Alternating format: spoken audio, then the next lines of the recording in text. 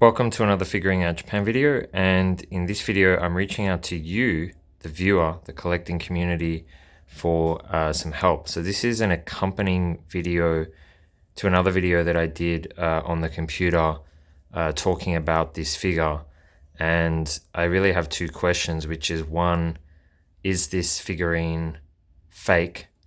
And two, how could the seller possibly end up with so many copies of this? So the figurine is the 6 Paths of Pain, and it's produced by Dream Studio. There were only meant to be 100 of these made, and each one comes with an individual plaque. The figurine comes with the base, and then there's a back piece which I will show in more detail, and then obviously you have the figurine. So some of these figurines come as one piece, and other figurines come in different pieces. So for example, this one has like a pin piece for the back of the head, and then there's also, most of them are held in by magnets. So you can see there's a magnet in the head, and then there's a magnet on the actual body. So usually with fake figures, one of the ways that you can tell is the the quality control on dimensions such as joints and things is not very good. I know with resins they often do have magnets, but yeah, the way that they're held in is they have a pin. Oh man, that is really tight. So you can see there's one pin on the right foot, no pin on the left foot, and then that just sits in to the base. You can see the hole just there. So they just sit in, and basically gravity does the rest of the work, I suppose. And one of them actually had blue tack in the pin, because the pin actually came out of the foot. So again, it's just that shoddy craftsmanship. This guy doesn't actually sit in. He just sits directly on top of the figurine. So here is the plaque. So it says, obviously it says pain, and then in really small writing it says Dream Studio, not Studios. I don't know if that's right. I guess it is. And then the number, you can see there is 010/100, so number 10 of 100. And I've noticed discrepancies with some of them will say INT, and some of them won't. So it seems like the lower numbers don't have INT, and then the higher numbers do have INT. That INT, I suppose, is international, but I don't understand. I'm pretty sure these are made out of China, so I don't understand why some would be considered international and some not, or whether there's 100 international, 100 not. I mean, it really doesn't make sense to me. I don't even see why you would even number them, frankly. I think it's a really weird gimmick.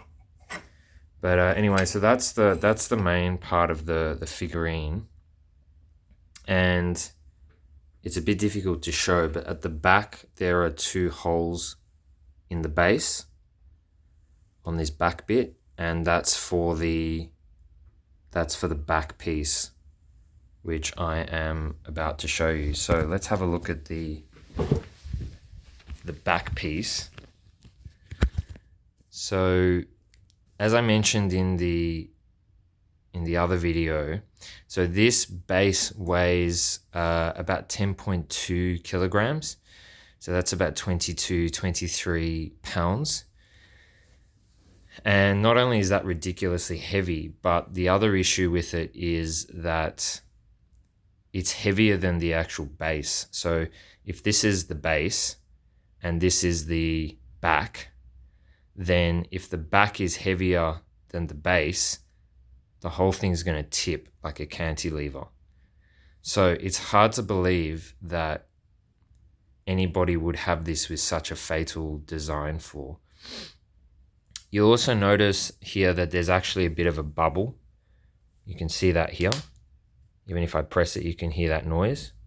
So the application has been quite shoddy. And then also the holes don't line up with, this one is kind of okay, but then this one you can see that the actual hole doesn't line up with the hole for the printed piece that goes onto the back of it. Even though the four corners pretty much line up with how they're supposed to. This one's a little bit off, but it's flush, none of it's sticking out. So again, it's a pretty simple thing to get those two to line up. So it's hard to believe that they got that wrong with all of them. If I now look at the back, you can see just how thick it is as well. And I think this could have easily been half as thick. And this bit also could have been half as thick. So they could have shrunk this by half the size and reduced the weight by half. The size of this is about 2.5 centimeters. So you can see here, it's not focusing, but it's about 25 millimeters, so 2.5 centimeters. So that's about 2/3 of an inch. So it's pretty thick. It's a very chunky piece, and again, I just don't see why it needed to be that thick. So yeah, and then the other issue with this is that it actually bulges. So it's kind of hard to explain. I'm kind of exaggerating, but it bulges like that. So it's thinner at the edges, and then as you get towards the middle part, it's a lot higher. You can really feel it, but you can see there how it kind of bulges up. So it's not even a flat rectangle or a flat backing. And again, that just shows the poor craftsmanship that's gone into this. And there's just no way that this would hold. The final thing I'll show you is the screws. So, such a heavy base. Oh, it's bubbled there as well, you can see. So only 2 screws, and they're very, very thin, very, very thin screws. And they're not even made of steel or metal. They're very, very cheap. They're like painted in some kind of black material. And if you have a look inside, it's like made of some sort of ceramic or some kind of, I don't know, like concrete or something. It's just really like cheap. It just feels like really brittle and cheap. And I thought there's no way this is going to hold, but I tried it anyway, and straight away it just snapped both screws like it was nothing. And so these screws are meant to be, I'll just show the length. So they're about 60 millimeters.